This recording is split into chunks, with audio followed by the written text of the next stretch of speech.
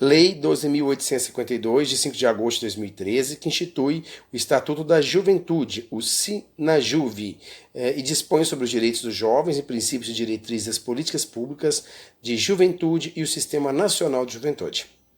Título 1, dos direitos e das políticas públicas de juventude.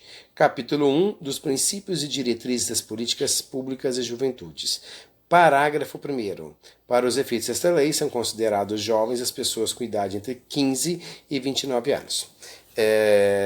Bom, nós estávamos estudando outras leis, né, nesses podcasts, nessa série que vocês já devem ter visualizado no canal, que nós falávamos sobre os sistemas de educação, o sistema municipal, o sistema estadual e o sistema federal. O sistema federal ele é destinado aos alunos acima de 28 anos, e o sistema estadual de 15 a 17, o sistema municipal de 0 até 14. Aqui inclui então parte do sistema, são dois sistemas, né, para a gente achar onde é que estão os jovens. Os de acima de 15 anos, 15, 16, 17, pertencendo ao sistema estadual, e acima de 18 anos até 29, pertencendo ao sistema federal. Só que essa lei não fala sobre ensino, ela fala sobre juventude. Né? Então, de 15 a 18, ele é garantido pelo ECA, e do 19 aos 29, pelo SINAJUVE. E o SINAJUVE também abrange acima de 15, mas para abranger ele vai submeter ao ECA, que é o que fala o parágrafo 2º. Aos adolescentes com idade de 15 a 18, aplica-se a Lei 8.069, de 1990, que é o Instituto da Criança e do Adolescente. Parágrafo único.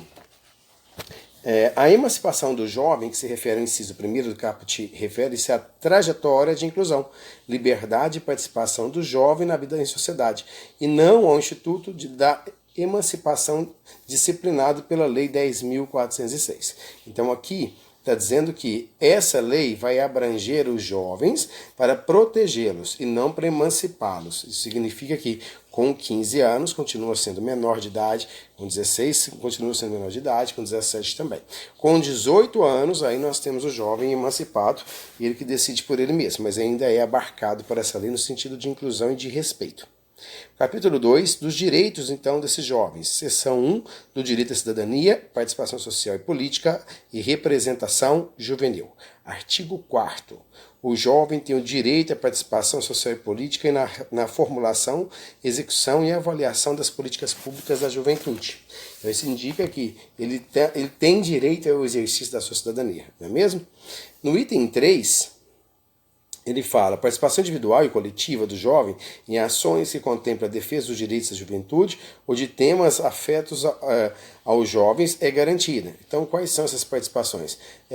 Participar do Grêmio Estudantil, quando for maior de idade, participar de partidos políticos, né, de agremiações, de sindicatos, de associação de bairros. Tudo isso é o direito de exercício da cidadania, que é a participação política da comunidade em que ele atua ou vive. O item 4 diz, a efetiva inclusão dos jovens nos espaços públicos de decisão com direito à voz e voto. E aí é lógico, né, que para ser votante, né, você tem que ter acima de 16 anos, de 16 e 17 é facultativo e 18 já é obrigatório. O artigo 5º reforça isso. A interlocução da juventude com o poder público pode realizar-se por intermédio de associações, redes, movimentos e organizações juvenis. Ele vai sendo inserido, né, passo a passo no seu ato de cidadania, que é o exercício da ideologia por meio da voz, do protagonismo juvenil. Seção 2, do direito à educação.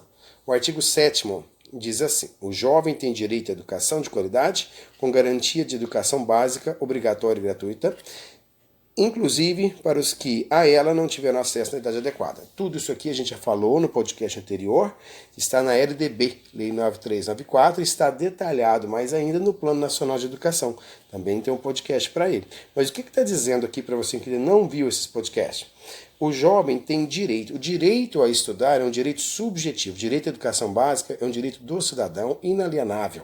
E o Estado tem que cumprir sob a pena de responsabilidade em relação a esse crime.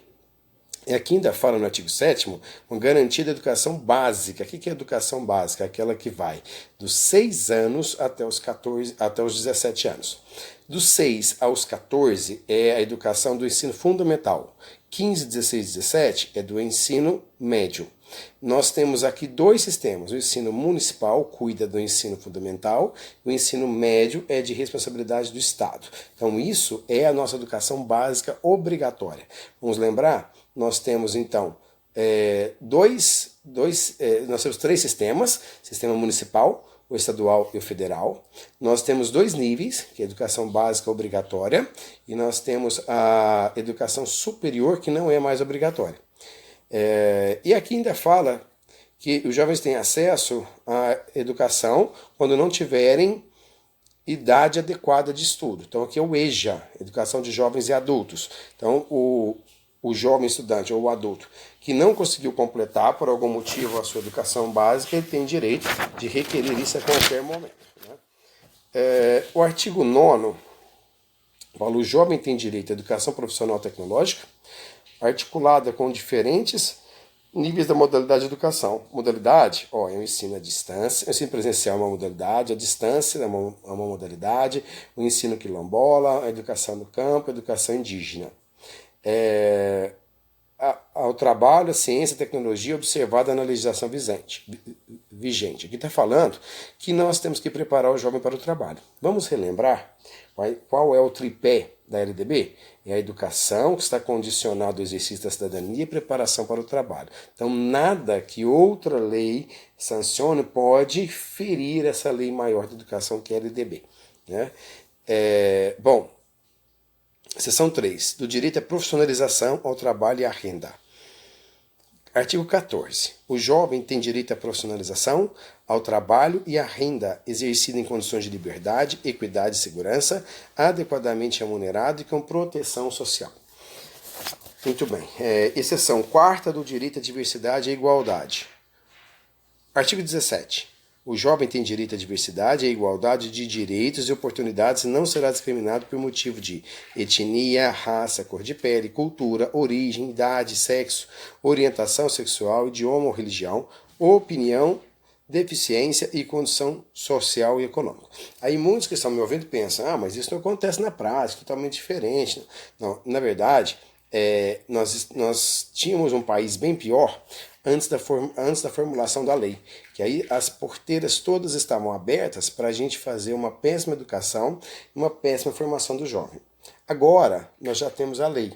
O próximo passo agora é internalizar essa lei na forma de cultura, de comportamento automático, para que a gente nem precise, que a gente possa dispensar essa lei. Então a gente está, na verdade, caminhando para chegar num bom lugar, mas essa caminhada ainda está dura. Eu concordo com vocês que a realidade não é essa, mas quando a gente vai fazer o concurso, o que vai cobrar não é a realidade, é o que está na lei, justamente para que os profissionais que entrem dispostos a tentar implantar essa lei, fazer com que ela funcione, fazer com que a criança seja alfabetizada, cuidada, emancipada e protegida em seus direitos. Tá? Então vamos olhar a lei para fazer o concurso e tentar, quando formos aprovados, sermos profissionais melhores, né, para honrar isso. E quem quiser também estudar o Código de Ética, a Lei 1172 é o primeiro podcast dessa série. Tá bom? Vamos para a seção 5 do direito à saúde. Artigo 19. O jovem tem direito à saúde e à qualidade de vida, considerando suas especificidades na dimensão da prevenção, promoção, proteção e recuperação da saúde de forma integral. Quer dizer, sem essa saúde, né, sem alimentar, sem estar com a família estruturada, sem ter dormido bem, a educação não acontece de qualidade. A seção 6 do direito à cultura. No artigo 21, o jovem tem direito à cultura, incluindo a livre criação, processo dos bens, a serviços culturais e a participação nas decisões e políticas cultural, identidade, diversidade cultural e memória social. Convido vocês a escutarem a música Titãs, né? Chamada Comida. Comida é água, bebida é pasto. Você tem sede de quê? Você tem fome de quê? A gente não quer só dinheiro, a gente quer dinheiro e felicidade. E lá pra frente na música, além de citar isso, fala que a gente quer diversão, a gente quer balé. Então, quando o governo calcula para nós o valor do salário mínimo, ele tem como referência a cesta básica. Então, cesta básica é o que uma família supostamente gastaria para se alimentar durante o mês. Só que uma família, ela precisa mais do que alimento. Ela precisa hoje de internet, ela precisa hoje de escola, de remédio, ela precisa de lazer, ela precisa de cinema, de livros. Né? Então nós precisamos tentar levar para essas famílias outros direitos que não são só aqueles garantidos pela cesta básica. Né?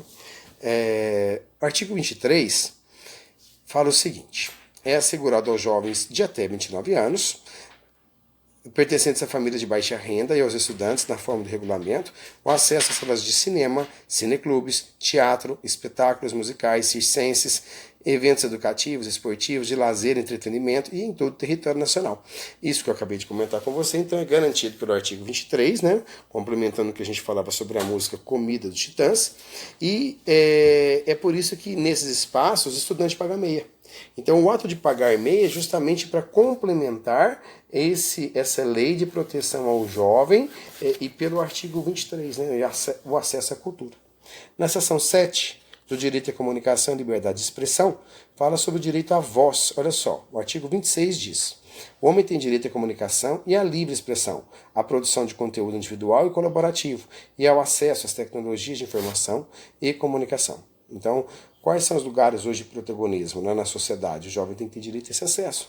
E se a sociedade não consegue promover esse direito, nós vamos cair em exclusão. Então a ideia é, mas como? Onde é que eles podem usar isso? Aí vocês podem usar a biblioteca da escola, vocês podem usar, por exemplo, o laboratório. Tudo isso está disponível, né, para a comunidade.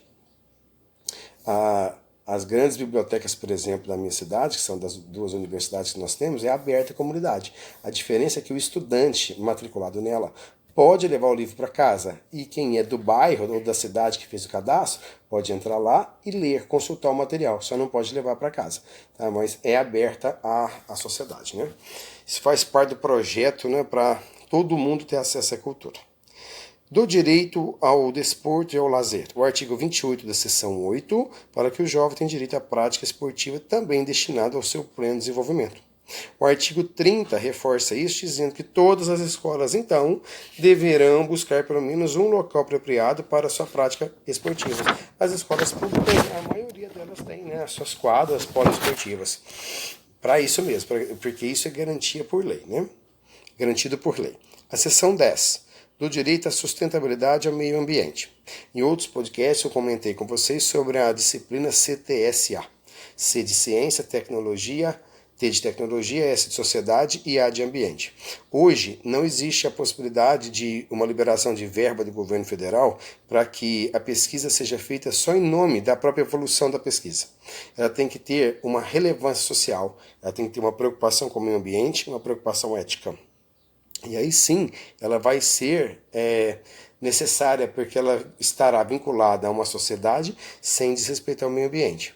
O artigo 34 fala isso, olha, o jovem tem direito à sustentabilidade ao meio ambiente ecologicamente equilibrado, bem de uso comum do povo, essencial à sadia qualidade de vida, e o dever de defendê-lo e preservá-lo para o presente e as futuras gerações. É um dever do político vigente e do cidadão, desse jovem, né?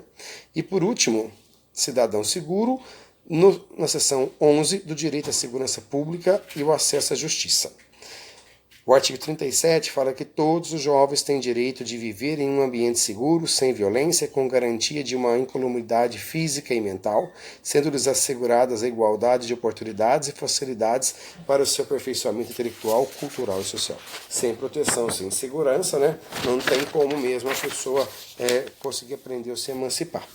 Agradeço vocês por mais esse encontro e vamos agora para, no próximo vídeo, né, no próximo áudio, se for podcast, letramento multimodal, o que é multimodalidade, o que significa isso nas escolas, para que serve.